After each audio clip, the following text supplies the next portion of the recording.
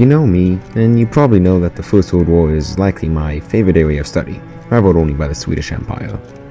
If you don't know me, well, I'm the bearded sniper, and my favorite area of study is probably the First World War, rivaled only by the Swedish Empire. Recently, I was lamenting the fact that there are no totally accurate World War I games out there. Battlefield 1 is immensely fun and I absolutely love it, but to call it accurate would be, well...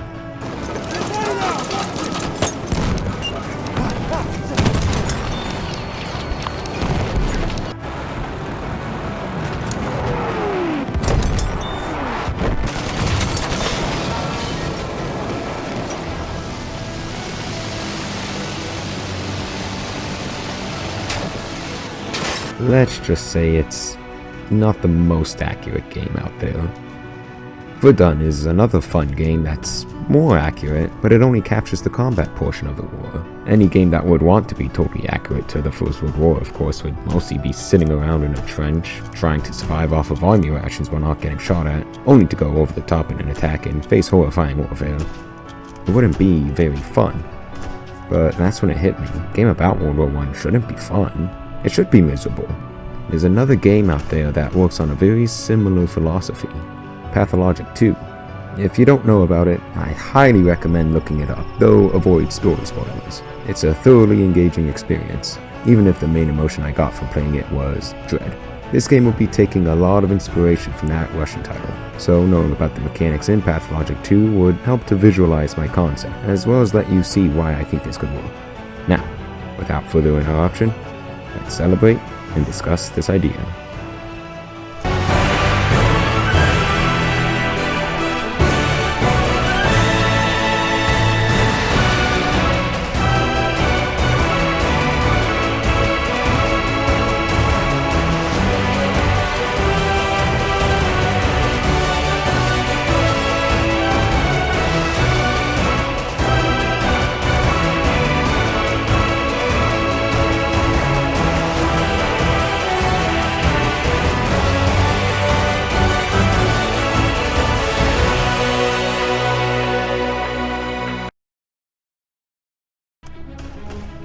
As I'm sure you could guess, this game is set in World War I. You play as a randomly generated soldier within a squad, and your goal is to survive. There's a chapter for each year of the war, 1914 to 1918, each one set in a specific battle, and each chapter takes place over the course of 4 days, historically the average time a soldier would spend directly in the front lines. The 4th day will always consist of your army performing an all-out offensive on the enemy lines, and it is here where both you and your squad mates are at the highest risk of death. However, this risk can be minimized, or potentially maximized, by taking proper actions the days prior. Your squad mates will have personal issues they need help resolving, and on top of that, events will happen on the map that may put you or your squad mates in danger. When you die, you will take control of one of your other squad mates, but there are a finite number of them. This means that you should be careful with what you do with your life, and you need to balance the risks and rewards. Sure, you could go out with the boys on a late night raid to get some precious loot, but your exhaustion meter is also getting dangerously low. Overall, narrative would be built by these kind of diegetic, gameplay-driven choices that can affect the lives of you and your squad mates, not just choosing dialogue in a menu and getting a different world flavor.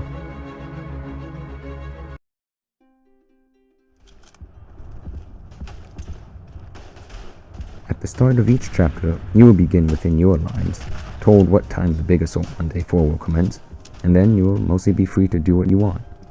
Each map will consist of a semi-random generated maze of trenches. Each chapter will have a consistent visual style, though there will also be variety.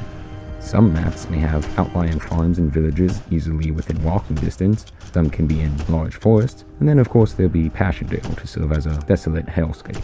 Though the enemy trenches will be part of the map, you'll spend most of your time within your own lines, only seeing the enemy trenches when you perform some sort of attack. The map and journal will work like thoughts. That is, you won't magically know exactly where someone is and what exactly they need, or if they even need anything, but you have a general idea of where to look for your squad mates. As you find out more information, your thoughts on the situation will be more filled out, and you may fill in some holes that existed where you knew there was a connection between two things, but not how they connected. Your first day should consist of trying to find out where all your squad mates have settled so you can keep tabs on them, and then finding some place for yourself. From there, the only job will be to survive whatever gets thrown your way and help your squad mates do the same. Events that can occur on the map include, but are not limited to, surprise attacks, night raids, both participating in and defending against, artillery bombardments, gas attacks, rat hunts, scouting missions, message running, outbreaks of disease, and armistices to bury the dead. The artillery, gas, outbreaks, surprise attacks, and night raids on your trenches all pose a threat to both your own and your squad mate's survival. The map is split into sectors, and each sector can be experiencing an event at any given time of day. This means that one of your squad mates could be in a sector that is getting bombarded by artillery, but you yourself are caught in a surprise attack half the map away. When one of your squad mates is caught in these types of events, you should go to see if you can help out at all. Of course, participation in these events is mostly optional, as long as they aren't occurring within the sector you're currently in. You may also get ordered to help defend a sector or partake in a raid by your officer. On the other side, rat hunts, performing attacks, and armistices can provide some lucrative opportunities to the player. You could get a lot of food out of killing a ton of rats. Sure, it's probably not the best option available, but it could also be the difference between life and death. Conducting attacks gives you the opportunity to loot the enemy, who naturally have special items you can't get anywhere else, except in armistices. These give you the chance to interact with the enemy, and maybe even trade with them. Just remember, time is just as important a resource in this game as food. Every event only lasts a certain amount of time, some will only occur at night, and none of them will wait for you. If we continue the example from before, and the event in your sector takes a long time to resolve, then the chance to resolve your squad mate's event may have likely passed, meaning their fate is entirely out of your hands for that particular instance. Of course, your squad mate doesn't need constant babysitting in order to survive, but you being there to help can't hurt their arms.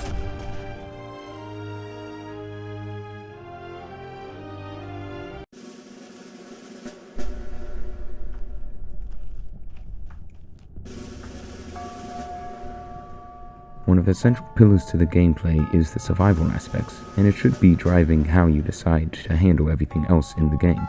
You will have a set of meters that you need to take care of: hunger, exhaustion, health, recognition, and immunity/infection. Hunger should be pretty self-explanatory, though your stamina meter, which allows you to run, fight, and carry heavy loads, is tied to hunger. So if you put off eating meals for too long, then you won't have as much stamina as possible, which could be what seals your fate. If you let hunger drop too low, then it will start to gradually damage your health. Naturally, you can alleviate hunger by eating food, but that's easier said than done when in the trenches. The canteen will hand out rations at the start of each day, but this won't be enough to fully sate your hunger, so you're going to have to find food through other means if you want to have all your stamina available. Other ways to get food include hunting animals that happen to come across your way. Good luck with that in the Pasadale chapter. Borrowing some of the nearby farm's crops and livestock, and getting some from your fellow soldiers, whether through favors, thank you, sir, trade, or outright thievery. You could also take food from your comrades in another way, and while you shouldn't get that desperate normally, you may be stuck in a crater in no man's land for a few days with nothing but your dead body to keep you company. It would be a shame to have them go to waste. But it's more likely trading will be your main way of getting not just food, but most anything you need. Any soldier in the game can be approached and asked to trade, and he will put up whatever he wants to trade. Note that certain kinds of people will offer better or worse goods depending on many factors, and officers will even scoff at the idea of trading until you get promoted. Currency is useless at the front, though it does let you buy items from the quartermaster, so if you want to have that soldier's corned beef, you need to offer something or things of equal value. Almost any item in the game can be traded: food, ammo, equipment, valuables like watches or glasses, liquor, cigarettes, medical supplies, even whole guns if you're lucky enough to have a spare. Different types of people will also value different items. The soldier who has been in a cut-off or secluded sector probably needs raw survival equipment more than he needs your dead buddy's pocket watch before he'll part with a recipe for stew. But the local shitbag who hangs out in the rear will probably give you a better pair of boots for it. If there are two things any soldier could use at any time, regardless of their situation, it's booze and cigarettes.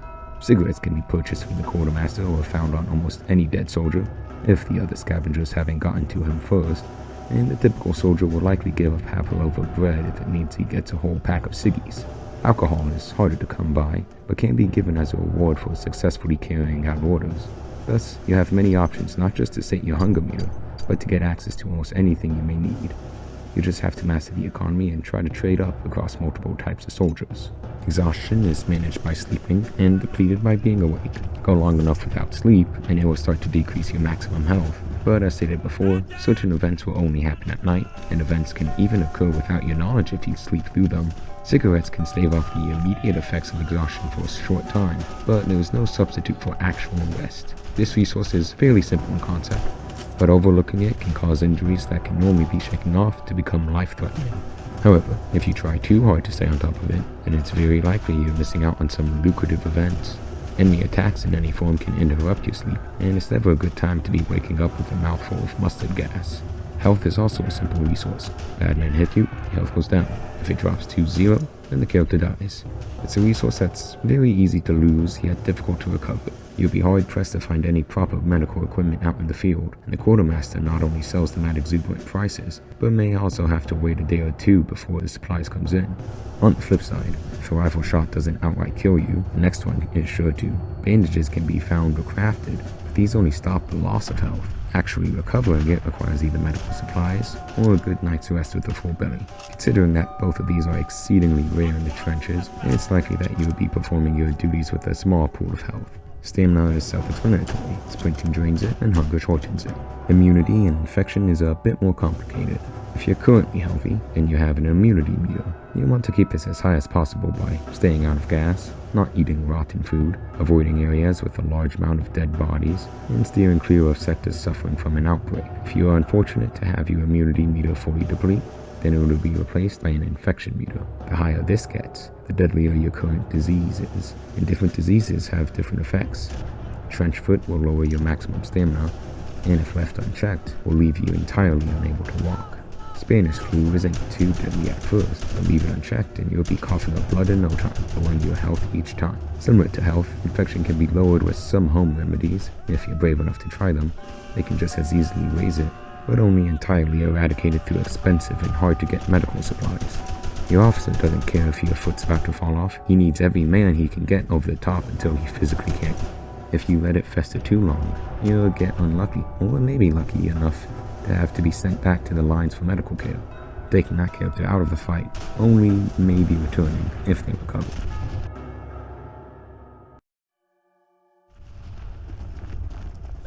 There was one more meter I didn't go over: recognition. This serves as your social standing within the military, successfully pulling off daring actions, helping out your fellow soldiers in official capacities, stroking your officer's ego, performing your duties, raising your skills high enough, and just generally being a good soldier all raise your recognition. At certain thresholds, you'll even get promotions, going all the way up to sergeant. However, it's not all cozy in the limelight. While being an NCO lets you trade with officers who have items the common soldiery would kill for, give you the ability to directly request for support in your actions, allows you to set your own duties, and lets you have a higher priority in requisitioning goods from the quartermaster, and it also comes with a whole lot of responsibilities. When a squad mate's issues of not receiving any letters from home could be resolved by simply speaking with the NCO about it, now it's your responsibility to talk with the mail people and figure out why your buddy can't get his letters, and you have to deal with the headache-inducing bureaucracy of getting things done the common enlisted man could probably get away with just doing. One of your squad mates, Mr. Morning Muster, where before that was his problem. As an NCO, you have to explain to the captain why you let one of your men go missing, and then attempt to find him. Also, a higher recognition may give the impression to some soldiers that you think you're better than them in some way, so some of the more shitbag types may no longer trade with you. You know, the types who usually stock what can only be bought from the quartermaster, and all you have to give them is a new pair of socks. Now, you may be thinking how you can lower your recognition, and there are ways to do this. Missing duties, talking back to officers, which could include saying why a frontal charge at this time would be suicide, stealing from your fellow soldiers, and generally being a shitbag will make you lose recognition, causing the more upstanding soldiers and officers to look down on and maybe even reprimand you, but some other soldiers will be more trusting of you, knowing that you won't run straight to the command when an issue arises. Some of the more generous thieves may even show you their methods of obtaining high-value items like medicine, while your command will stop trusting you with tasks to perform, freeing up your schedule. However, you'll also be put in attacks more often, and if your recognition drops too low, then you'll be put in stockades, disabling you from participating in any event until their major attack on day 4, raising the chance of a few of your squad mates to die.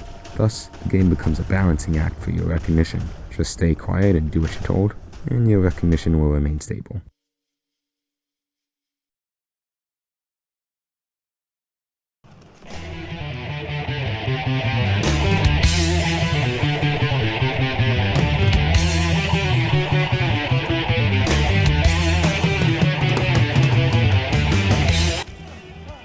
Skills play an important role in how you can deal with situations. Your gun skills, as its name implies, determines how proficient you are with firearms, reducing your weapon sway, speeding up your reloads, and even allowing you to handle more complex weapons like machine guns and sniper rifles at higher levels. On a similar note, your melee skill determines how much damage you deal with your melee weapons, and higher levels will unlock special moves that can easily turn the tide of combat. Your repair skill allows you to maintain your guns and melee weapons, and even craft new shanks or makeshift parts like scopes or grenade cups. A highly skilled repairman might even be able to convert his bolt-action rifle into a semi-automatic, given the right tools. Crafting is similar to repair, but more so applied to creating survival gear like makeshift respirators, bandages that can actually restore a small bit of health, improvised bombs, or even effective medicines with a high level and lots of experimenting. Barter is what determines how valuable your goods are, and with enough practice, you can even sell short to people if you promise to pay them back later, with whether or not you actually do being a different story. Your resilience skill reduces the rate at which your meters, except health, decrease, and a soldier with a high enough resilience can even take a few more shots than his comrades before going down. Like in most other games, your skills will increase with usage, so if you want better firearm skill, hit targets with your guns, or survive on low meters long enough to improve resilience. However, skills aren't something that you can max out and then move on to the next. Your stats will atrophy over time without use, so think again if you want to achieve max repair at the start of the game, and only one stat at a time can be max level, preventing players from becoming too powerful. There aren't level ups or anything like that, just simply use your skills more and become a master of your craft. Each squad mate also has a different set of skills, so while you can't make use of all that scrap metal, maybe one of your buddies could. However, skills can only apply to your current character, so if you die, you won't have all the same skills as before. Of course, being a war game, combat is bound to play a major part. However, unlike other war games, the idea isn't to constantly throw enemies at the player. Instead, actual battles are a rare but lethal occurrence, in which one wrong move spells the difference between life and death. Shooting is a slow affair, with nearly every weapon being a bolt-action rifle, and due to the size of many of the bullets used in this period, most rifles are one-shot kills, both to you and your enemies. Machine guns use the same calibers, but fire at a much higher rate of fire, so if you hear the distinct whiz of one, you better stay in cover. Grenades are useful for breaking stalemates, but you have to get good at throwing them if you want to actually kill anyone instead of just suppress them. Artillery is a constant threat, but the first shell will never land on the player, so you always know when you need to duck and cover. Gas attacks are, hopefully, called out by someone, so it should just be a matter of putting on your gas mask, unless yours is broken, or you traded it off for a slab of meat to keep you fed for a while. Melee combat is fast and brutal, with the first one to land a hit usually ending up the winner. Melee weapons range from bayonets to clubs to shovels to makeshift shivs, pieces of rebar to a nicely sized boulder to even just taking off your helmet to whack an enemy. Hey, it beats going to combat barehanded, unless that's what you're skilled with. Just like real World War I, the shootouts will be a slow affair, consisting of grinding down the enemy until they are few enough that a melee charge will mop them up, in which case the pace takes a 180 and ends in seconds. Of course, most night raids begin with outright melee combat and grenades, so if one comes your way, there may be a minute between the start and end of a raid, with the victor being decided by split-second decisions of who and how to attack.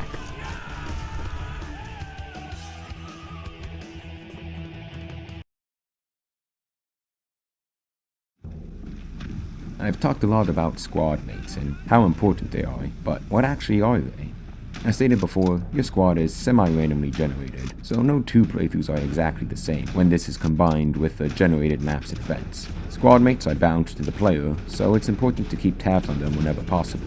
Similar to you, they won't just stay in one spot and act as any other NPC. They would be living, breathing parts of the world, increasing their own skills and managing their own survival. Thus, you don't really have to babysit them, but if one of them happens to get caught in a surprise attack, you going to help out can't hurt their odds of survival. You'll want to keep them alive too, since they serve as your respawns. This means that if all of your squad dies, then you'd better stay alive, or it's game over for you. There's no magical save system either. Death is permanent, and so are its consequences. Your squad mates, depending on their archetype, also have their own storylines to follow. One may be doubtful of the entire war and questioning why he joined, so bringing him any sort of joy from the civilian side of things will brighten his mood. While another squad mate may be a glory-seeking adrenaline junkie who will constantly try to drag you out to participate in every raid you can. There would be a pool of archetypes that your squad mates are pulled from. That way there can be some narrative consistency with their journey through the Great War and not just a mashed together string of fetch quests. But the pool should be large enough that, combined with the fact that ages, names, skills, and tendencies are semi-randomized, no squad mates across 2 playthroughs should feel exactly the same. However, the game isn't about blindly fulfilling every squad mate's request to get the best ending. Some squad mates may turn so sour to the war that their goal becomes to desert. Or maybe they want to commit to an attack that will absolutely get them killed. In this way, you should have to think about what it is you're doing for your squad mates. Blindly following directions and quest markers might just get you and your buddies killed. Of course, your squad mates are far from the only NPC interaction the game has to offer. Officers may hold themselves too highly for a low recognition player to interact with, but a player promoted to NCO could utilize the officer's power politics for their own gains, or the captain may entrust you with a special task of the utmost importance that is sure to result in a medal. Other soldiers too have their own troubles and wants, and may be willing to offer you goods in exchange. NCOs serve as a middle ground between officers and enlisted, ordering you to complete tasks that can both raise your recognition and give you some off-the-books material gain. However, failure to complete these tasks will result in a reprimand of some sort, and almost always a recognition loss, so you better stay on top of them.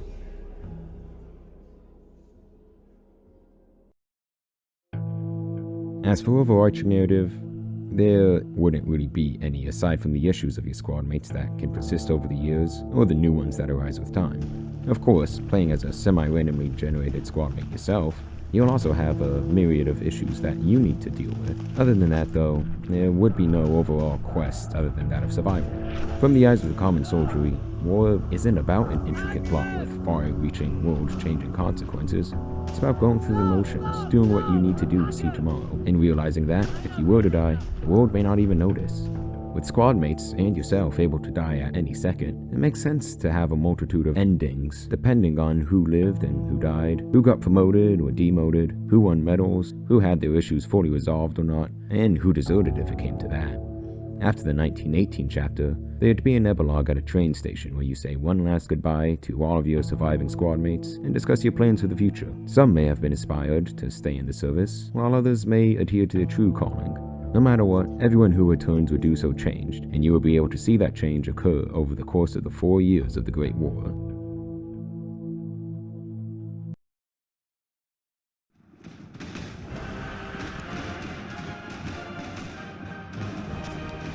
Before I got the idea for this game, I always heard that a game accurate to World War I wouldn't be a fun game to play. For a long time, I thought this meant that there shouldn't be a game that truly depicted the life of a soldier in the Great War. But after having played many more games than before, I've come to a new understanding. Games don't have to be fun per se. Most people can stick with an experience that is absolutely grueling and miserable that brings them nothing but pain, so long as they are engaged with it. Like Pathologic 2, this game would push that limit. But given the setting and themes, I don't think fun should even come to the mind when discussing how to do it right. With this game, the experience would be entirely in the player's hands. Their choices made through gameplay would shape how they interact with the world and their squad mates. And while their experience may not be narratively driven in the sense of having a plot, it would be driven by the narrative created by the player's actions and inactions, organically unfolding across their playthrough in such a way that no 2 players have the exact same experience. Let's say it's 1916, and you're at the Battle of the Somme on day 2. You go to check on one of your squad mates only to find out that he's come down with the flu. You could requisition some medicine from the quartermaster, but that could arrive as late as day 4, unless you're an NCO, in which it could arrive as soon as that evening. It only being chapter 3 though, that is unlikely, but possible to be promoted so high, so you'll likely need another solution. Combat-oriented players might find it a better option to participate in a trench raid and see if the enemy has any medicine for sale. Or maybe another player managed to pull off the greatest swindle and traded up to get medicine, starting with only a spare button. A daring player might have just crafted a medical tincture that can solve the issue, while another may have convinced their NCO to pull their sick squad mate out of combat. Of course, some player probably would have been taking his beauty sleep at the time, only to wake up to find their friend coughing up their lungs and it being too late to save them. Or you have the deranged player who, upon seeing their squadmate's impending death, decided to end it early and take his reward of fresh people jerky. Of course, this wouldn't even be a guaranteed event, so you'd have a pool of players that didn't even have to deal with the issue. This, I think, is the best way that the medium can be utilized for storytelling, and I would love to be able to contribute to that.